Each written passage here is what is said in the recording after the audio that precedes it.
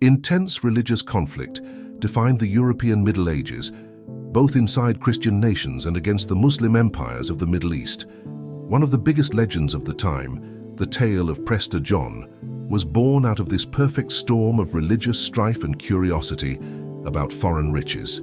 European explorers and statesmen were fascinated with Prester John, who was rumored to be a wealthy Christian prince who lived in the Indies.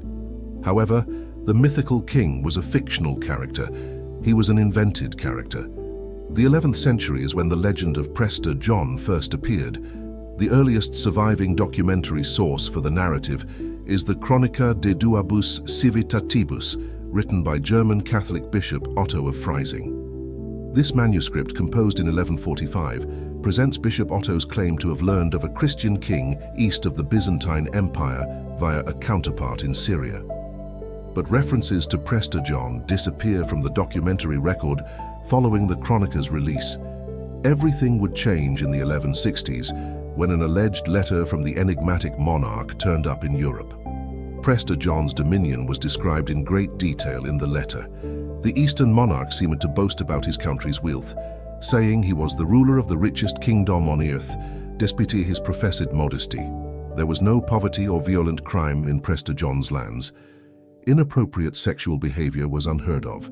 A bewildering diversity of animals, from lions and elephants to mythical cyclopes, called the kingdom home. Prester John essentially ruled over humanity's ideal society. It would be an understatement to suggest that the letter piqued the interest of European elites.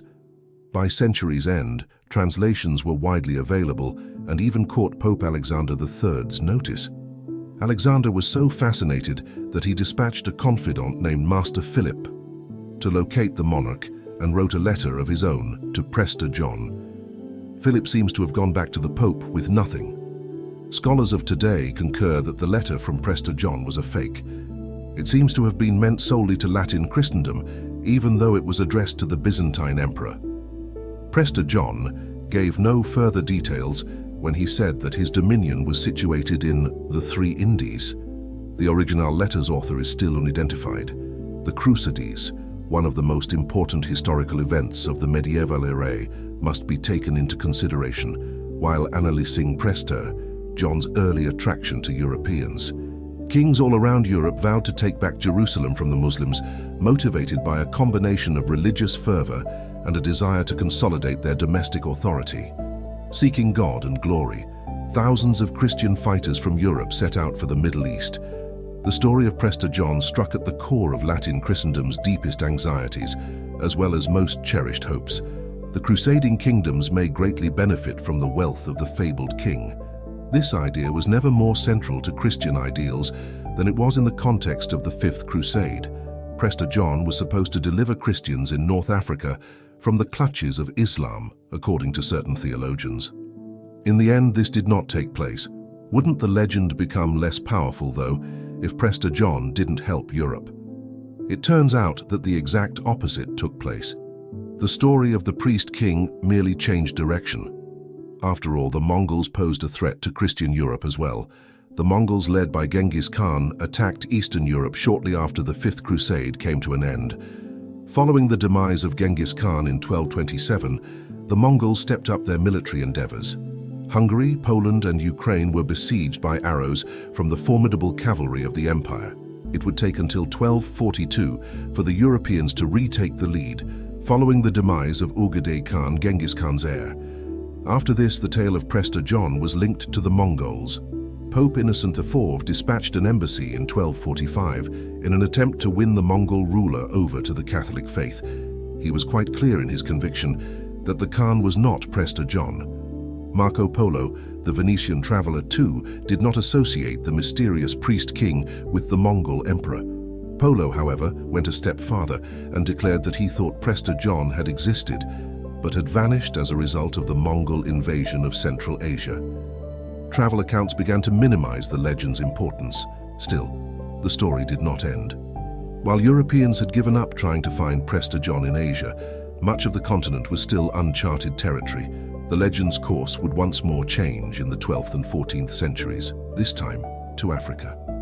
Due in part to the inadequate geographic knowledge of medieval Europeans, the myth of Prester John has endured for so long. It was common for medieval cartographers to have never visited the locations they recorded on their maps.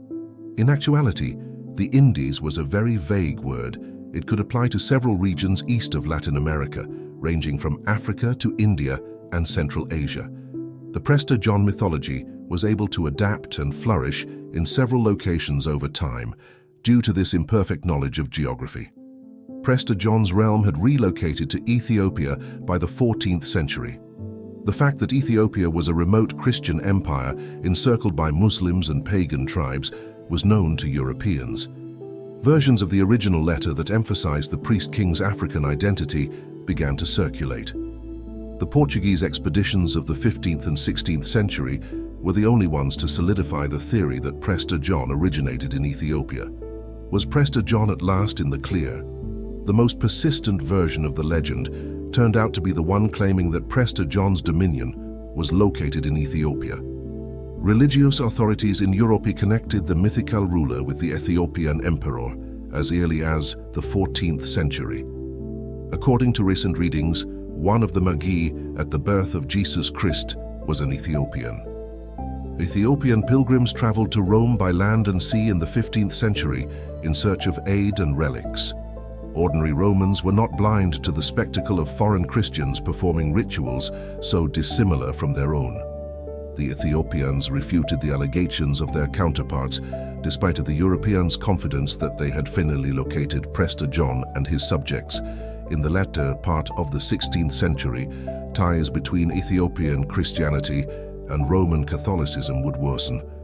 Following the African Civil War that resulted from the Jesuit order's abortive attempts to convert Ethiopia to Catholicism, the ruler of Ethiopia outlawed foreign missionaries in 1636. In the end, Prester John had not been located. In Europe, the legend of Prester John had begun to fade by the end of the 17th century. Leaders and thinkers in Europe began to doubt the existence of the king. The German scholar Hiob Ludolf rejected the notion that Ethiopia belonged to Prester John's dominion in a 1684 letter. Only the Ethiopian Abba Gorgorios, with whom he was close, added support to this notion. Other influential intellectuals of the time tried to restore the reputation of the Christian ruler. The Portuguese had been mistaken to believe Prester John was the Ethiopian ruler, according to a 1614 letter from the English cleric Samuel Purchas. Rather, he went back to the earlier theory that Prester John had actually lived in Asia at one time. Geronimo Lobo, a Portuguese priest who had aggressively attempted to convert Ethiopians to Catholicism in the 1620s, concurred in 1669. Europeans had learned more about the world outside of their continent, yet outdated ideas were still very much in vogue.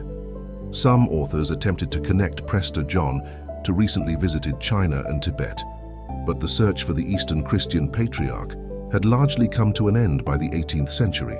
Europe had more urgent issues to address, and Prester John was not real. The Prester John narrative was not valued by the later European imperialism of the 19th and 20th centuries. The idea of a civilizing mission to subjugate African peoples was more closely associated with the colonial aspirations of European powers in Africa.